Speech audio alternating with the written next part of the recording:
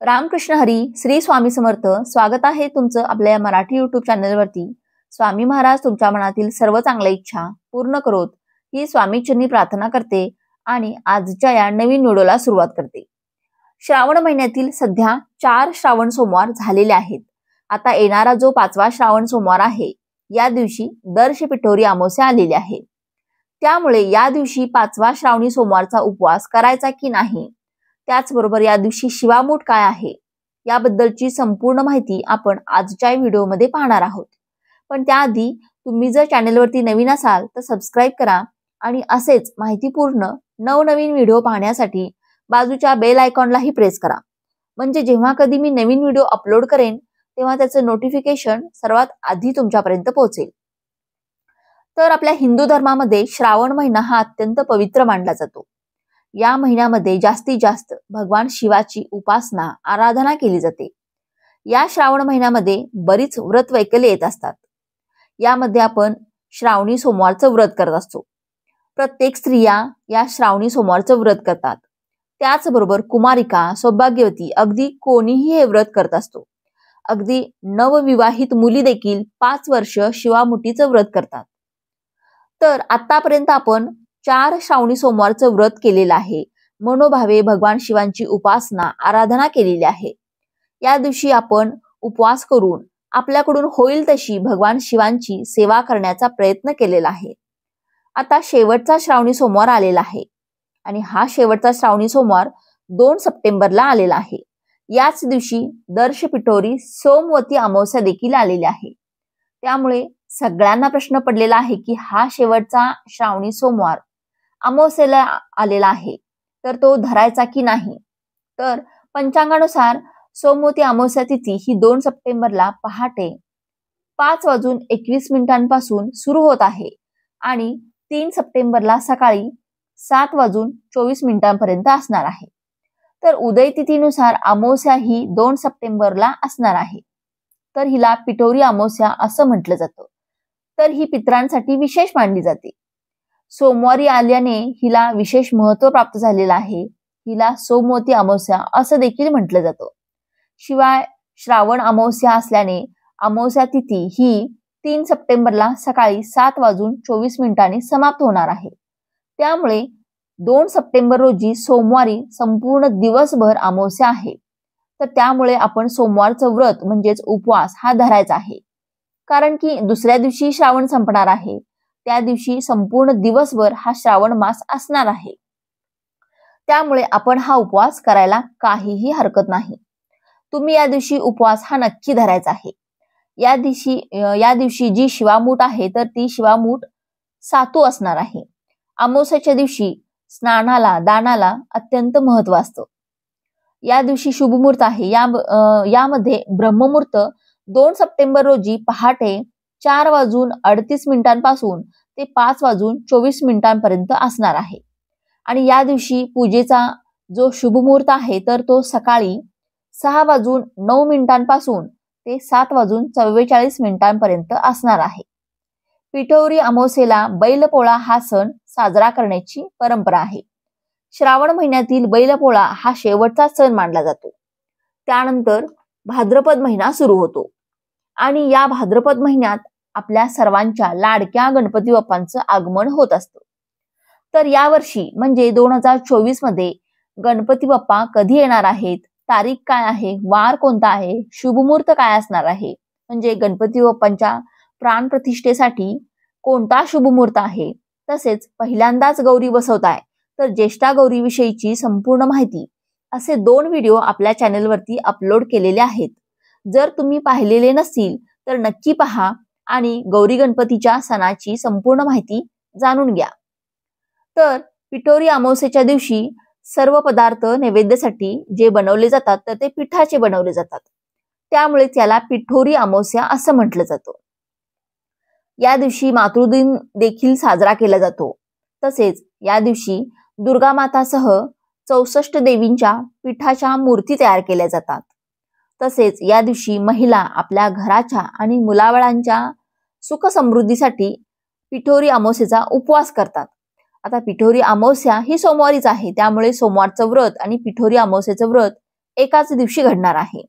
तसेच ज्या घरात गणरायाचं आगमन होतं तिथे पिठोरी अमावस्या केली जाते. अनेक घरात भाताची खीर हा खास नैवेद्य बनवला जातो. या दिवशी अमावस्येला पितृदोषापासून मुक्ती मिळवण्यासाठी काही उपाय देखील केले जातात. या दिवशी बैलपोळा हा सण देखील साजरा केला जातो. महाराष्ट्रातील ग्रामीण भागांमध्ये पोळा हा सण मोठ्या उत्साहात साजरा केला जातो. सकाळी उठून बैलांना नदीवर नेऊन त्यांना उटणे लावून स्वच्छ अशी अंघोळ घातली जाते. रंगीबिरंगी वस्त्रांनी या दिवशी त्यांना सजवलं जातं. घरातील स्त्री बैलांची पूजा करून ओवाळते आणि या दिवशी घरामध्ये खास बैलांसाठी पुरणपोळीचा स्वयंपाक बनवला जातो व त्यांना खाऊ देखील घातला जातो. ज्यांच्या घरात बैल नसतात त्यांच्या घरात मातीच्या बैलांचे पूजन केले जाते आणि त्यांच्याविषयी कृतज्ञता व्यक्त केली जाते. आतापर्यंत आपण कसे 4 श्रावणी सोमवारचं व्रत केलं, अगदी त्याचप्रमाणे या दिवशी म्हणजे शेवटच्या 5वी श्रावणी सोमवारचं व्रत देखील आपल्याला करायचं आहे. म्हणजे दिवसभर आपल्याला श्रावणी सोमवारचा उपवास करायचा आहे आणि संध्याकाळी म्हणजे प्रदोष काळामध्ये पुन्हा एकदा आपल्याला भगवान शिवाची पूजा करून त्यानंतर आपल्याला उपवास हा सोडायचा आहे.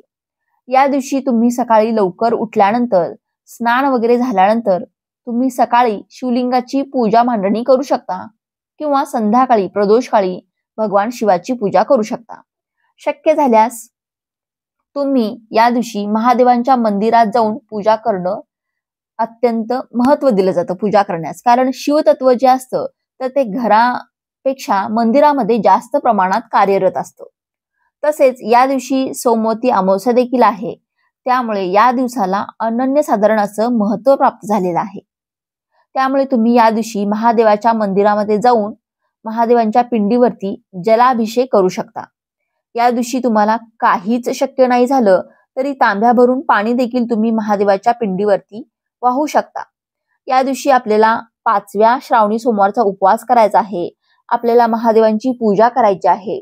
नेहमीप्रमाणे सर्वात आधी तुम्ही दिवा लावून घ्यायचा आहे, दिव्याची पूजा करून घ्यायची आहे आणि त्यानंतर श्री गणेशाची पूजा करून घ्यायची आहे आणि त्यानंतर आपण महादेवांच्या पिंडीवर अभिषेक करायचा आहे. अभिषेक करताना तुम्ही फक्त पाण्याने अभिषेक करू शकता, गंगा जलाने अभिषेक करू शकता किंवा कच्च्या दुधाने अभिषेक करू शकता किंवा पंचामृताने अभिषेक करू शकता.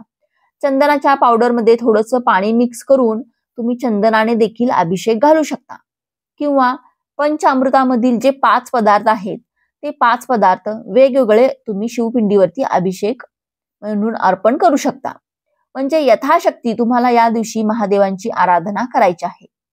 शेवटचा श्रावण सोमवार आहे. तुम्हाला तुमच्या ज्या काही अभिषेक करायच्या इच्छा असतील ते तुम्ही या दिवशी करू शकता किंवा तुम्ही रुद्राभिषेक केला तरी देखील चालेल.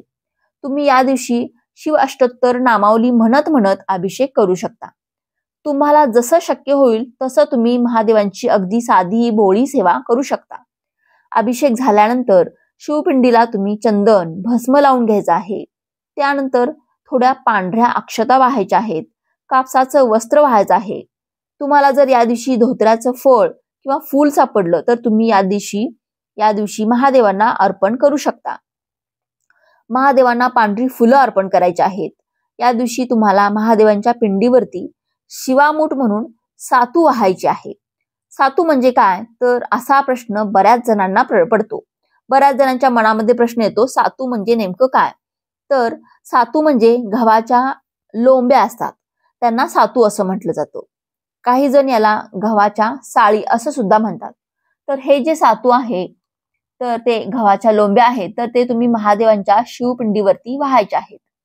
या दिवशी शिवामूठ कशी वाहिली जाते तर हे जे सातू आहे तर ते आपल्या मुठीमध्ये बसतील इतके घ्यायचे आणि नंतर आपला अंगठा शिवपिंडीवर येईल असा आपला उलटा हात पकडायचा.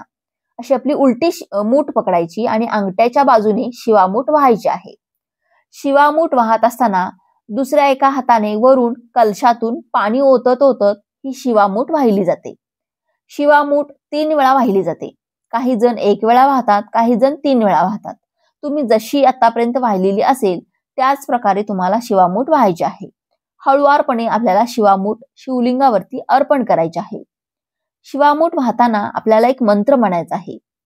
शिवा शिवा महादेवा, माझी शिवामूठ ईश्वरा देवा, मनातल्या इच्छा पूर्ण कर रे देवा. शिवामूठ वाहत असताना आपल्याला हा मंत्र 3 वेळा म्हणायचा आहे. त्यानंतर तुम्ही शिवामुठीची जी कथा आहे ती कथा तुम्ही वाचू शकता. म्हणजे एका श्रावणी सोमवारी का होईना शिवामुठीची कथा वाचावी. तुम्ही आजपर्यंत वाचली नसेल तर शेवटच्या श्रावणी सोमवारी तुम्हाला आवर्जून ही शिवामुठीची जी कथा आहे तर ती वाचायची आहे. शिवामूठ वाहण्याचं काय कारण आहे, तर यामागे काय कारण असेल तर की मूठभर धान्य आपण या दिवशी दान करावं, म्हणून जे 4-5 श्रावणी सोमवार येतात त्या श्रावणी सोमवारी वेगवेगळं धान्य हे दान केलं जातं. म्हणजे आपण जे व्रत ठेवले, उपवास केले, त्या दिवशी आपल्या हातून काहीतरी दान करावं आणि आपण दुसऱ्यांना दान देण्याची क्षमता आपल्या मनामध्ये असावी, म्हणजे आपल्यामध्ये असावी. आपलं मन तेवढं मोठं करावं, यासाठी ही शिवामुठीची परंपरा आहे. तर यासाठी तुम्ही मूठभर धान्य शिवामूठ म्हणून शिवलिंगावरती वाहिलं तर त्यामध्ये थोडीशी भर घालून हे धान्य दुसऱ्या दिवशी दान केलं जातं. तुम्ही हवं असेल तर असं देखील दान करू शकता. काहींना दान करण्याची काय सोयच नसेल तर त्यांनी हे शिवामूठ वाहिलेलं धान्य दुसऱ्या दिवशी निर्माल्यामध्ये देखील वाहिलं तरी देखील चालेल, किंवा एका झाडाच्या मुळाशी टाकलं तर ते तसं देखील चालेल.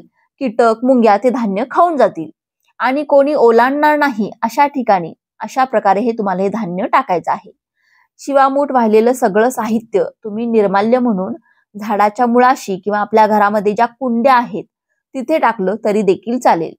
तर ज्यांना सातू मिळालेले नाहीत, म्हणजे सातू शिवामूठ म्हणून वाहण्यासाठी भेटले नाहीत, तर त्यांनी शिवामूठ कशी वाहावी, तर असा प्रश्न देखील बऱ्याच जणांना पडतो. तर ज्यांना सातू मिळालेले नाहीत तर अशा लोकांनी मूठभर गव्हाचे पीठ आपण शिवलिंगावरती वाहिलं तरी सुद्धा चालेल. असं करण्याची देखील बऱ्याच ठिकाणी पद्धत आहे. तर तुम्हाला देखील सातू मिळाले नाही तर तुम्ही मूठभर जे गव्हाचं पीठ आहे तर ते तुम्ही शिवलिंगावरती मनोभावे अर्पण करू शकता. यामध्ये काहीही चुकीचे नाही. तुम्ही शिवामूठ म्हणून सातू वाहिल्यानंतर जेवढं पुण्य तुम्हाला लाभणार आहे तेवढंच पुण्य तुम्हाला गव्हाचं पीठ शिवामूठ म्हणून वाहिल्यानंतर लाभणार आहे.